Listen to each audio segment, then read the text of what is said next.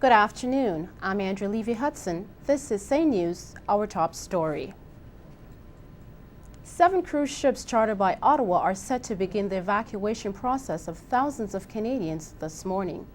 The ships can carry a total of 2,000 people a day, but it's not known how many people will want to leave. Canadians will be shuttled to Cyprus or Turkey and then flown home. Foreign Affairs Minister Peter MacKay says this will be the largest evacuation in Canadian history. Ships will be continuously in use. They will make return trips as many times as necessary to evacuate as many people who express the desire to leave, and we will be there for the duration. There are an estimated 50,000 Canadians in Lebanon. Some are camping out in Beirut parks while they wait for the evacuation to begin. It's been a week since Israel began its attack on Lebanese militants, and it seems there is no end in sight anytime soon. Hezbollah rockets slammed into the town of Nazareth today, killing 2 young brothers and wounding 18 other people. The attack came just hours after Israeli troops engaged in a fierce firefight with Hezbollah guerrillas inside Lebanon. Lebanese officials say 19 people were killed and 20 buildings flattened in the attack. Nazareth is predominantly an Arab city and is located just 30 kilometers from the Lebanese border. In Ontario went from extreme heat to extreme winds on Monday night. A sudden storm blew through most of the province, but not before leaving a trail of destruction in its wake. In Newmarket, the storm brought down trees, fences, and gazebos, damaging vehicles in the process. Hydro crews are scattered around the province, repairing power lines torn down by the storm.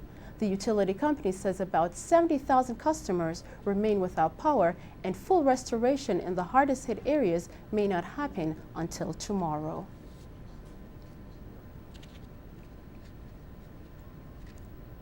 The fast-moving violent storm is blamed for 2 deaths. Meanwhile, the team of Environment Canada is in Peterborough area today to determine whether the storm spawned a tornado.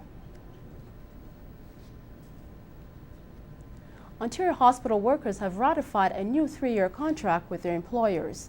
The agreement between the Ontario Hospital Association and the Canadian Union of Public Employees covers 56 hospitals and 18,000 employees. The hospital workers voted 98% in favor of the deal, which includes a wage increase of 2.75% in 2006 and 3% in 2007, in addition to 3,600 new nurses. New details are being revealed about the horrific beating death of a North York teen last weekend. Police say the 17-year-old boy was stripped down to his underwear and slowly beaten to death on Friday night at the Don Mills and Eglinton housing complex. Several residents of the complex say they watched and didn't intervene because it didn't look that serious and the violence is so common in the area. The boy's body wasn't discovered until Saturday evening in a nearby ravine. The neighborhood of Flemington Park has a long history of gang and drug problems.